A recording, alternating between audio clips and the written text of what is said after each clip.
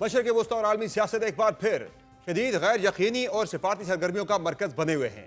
अमरीका back वक्त कई तनाज़ात में उलझा हुआ है। इसराइल ईरान जंग बंदी के बाद एक बार फिर ईरान से जौहरी मुज़ाकरात की बहाली की कोशिश कर रहा है, तो गजा जंग बंदी के लिए कतर, मिस्र और इसराइल के साथ मिलकर सालिसी में मसरूफ है।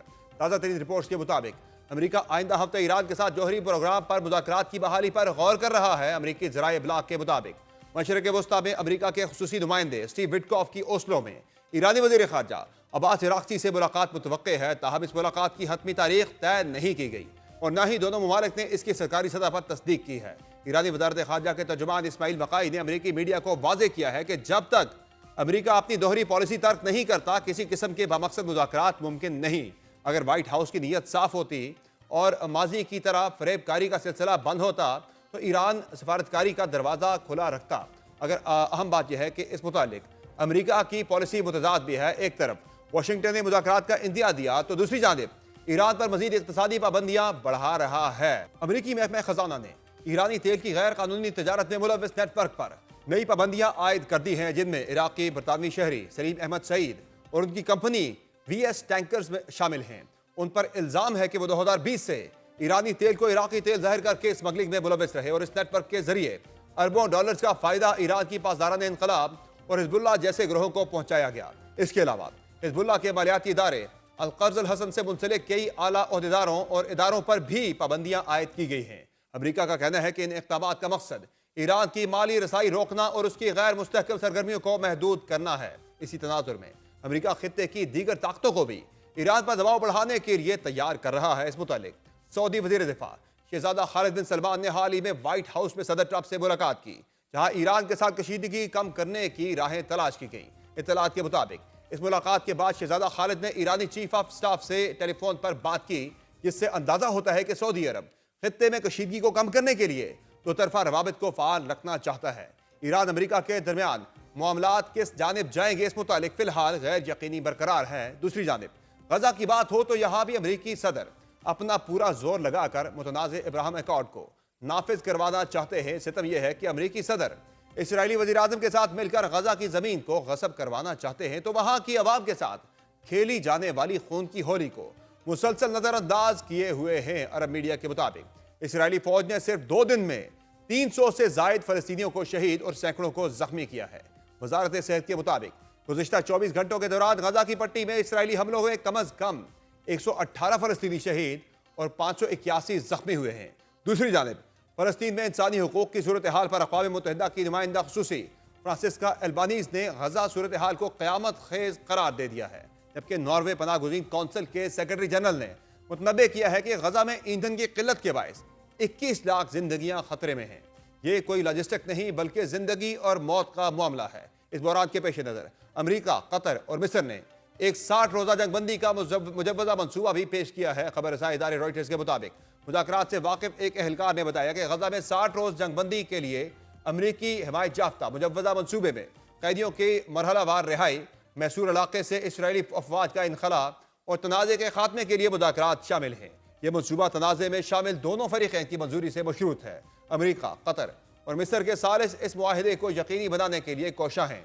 रॉयटर्स के मुताबिक इस मनसूबे में फ़लस्तीनी इलाके में दुश्मनी के मुस्तकिल खात्मे के लिए मुज़ाकरात की शिक़ें भी शामिल हैं। मुजव्वज़ा मनसूबे के तहत 10 इसराइली कैदियों को वापस किया जाएगा, जबकि 18 दीगर की लाशें लौटाई जाएंगी।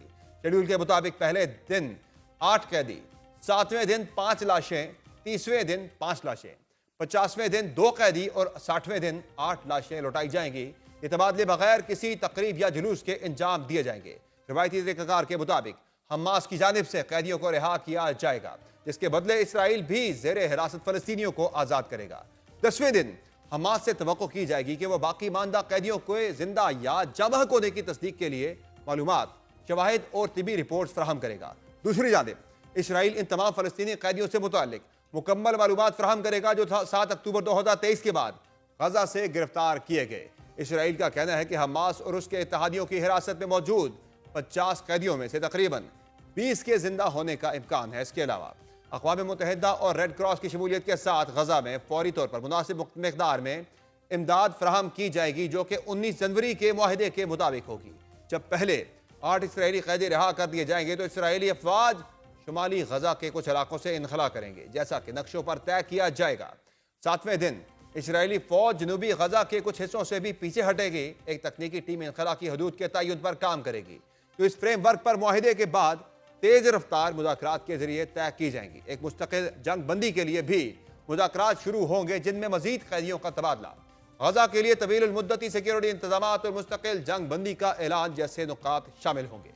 अगर मुआहिदा तय पा गया तो 7 अक्टूबर 2023 के बाद से गजा से गिरफ्तार किए गए तमाम फलस्तीनी कैदियों को रिहा कर दिया जाएगा।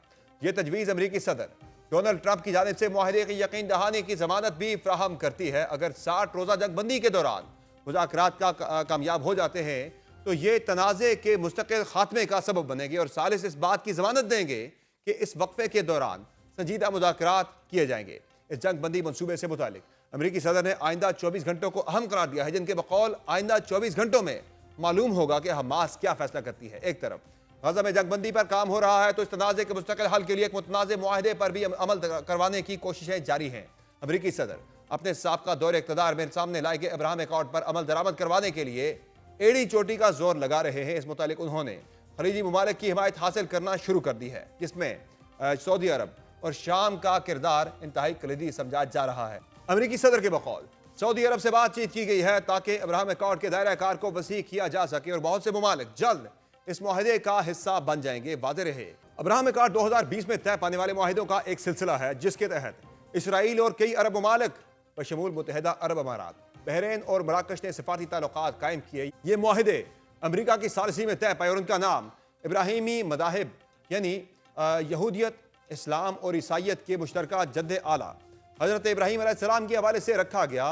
अकॉर्ड्स का मकसद मशरक़ वस्ता में अमन, बाहमी ताउन और तजारत और सकाफती तबादले को फ़रोग़ देना है। ताहम फ़लस्तीनी तनाज़े के हल में पेशरफ न होने पर कई अरब ममालिक में इन मुआहिदात पर तनक़ीद भी की जाती है। ईरान इसराइल के अलावा अमरीकी सदर यूक्रेन और रूस तनाज़े के खात्मे के लिए भी मुतहर्रिक हैं। इस मुतालिक गुज़िश्ता रोज़ इंतहाई अहम पेशरफ हुई जब अमरीकी सदर और रूसी सदर के दरमियान टेलीफोन पर 1 घंटा तवील गुफ्तगू हुई, लेकिन यूक्रेनी जंग के खात्मे से मुताल्लिक कोई खातिर ख्वाह पेशरफ ना हो सकी।